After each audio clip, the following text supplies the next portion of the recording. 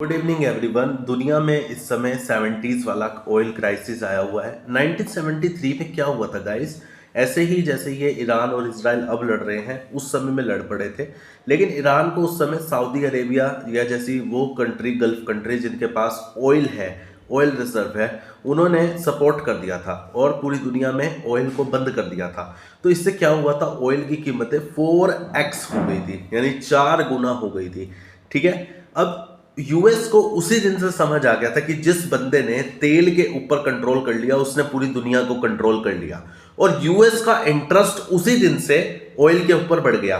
US भी oil reserve रखता है, यूएस के पास भी है, लेकिन जो यूएस की कंजम्पशन है वो 20% की है, और यूएस जो बना पाता है ऑयल वो 14 to 15% ही बना पाता है। तो जो बाकी का 5% है वो बाहर से आता है, सऊदी अरेबिया से आता है। ठीक है। अब यूएस ने इजराइल को सपोर्ट ही इसलिए किया ताकि वो ईरान को वीक कर सके, लेकिन ईरान ने पलटवार ही ऐसा किया है कि यूएस परेशान हो गया कि भाई अब क्या करना चाहिए।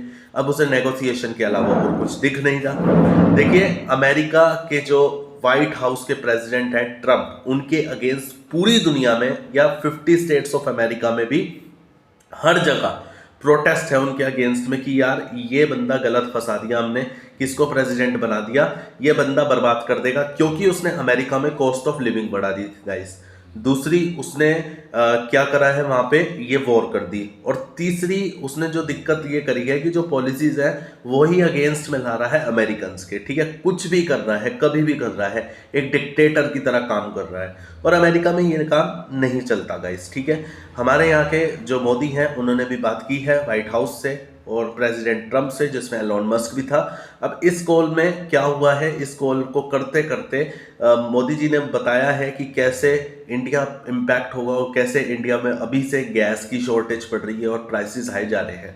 देखिए, सोसाइटी में या फिर जो पब्लिक में पैनिक ना हो इसलिए सरकार बोलती है कि बहुत बड़े लेवल पे स्टॉक है, लेकिन ऐसा नहीं होता। अगर ऊपर से सामान नहीं आएगा तो आपको सामान मिलेगा कैसे, ऊपर से सप्लाई नहीं आएगी तो आपको सप्लाई कैसे करेंगे।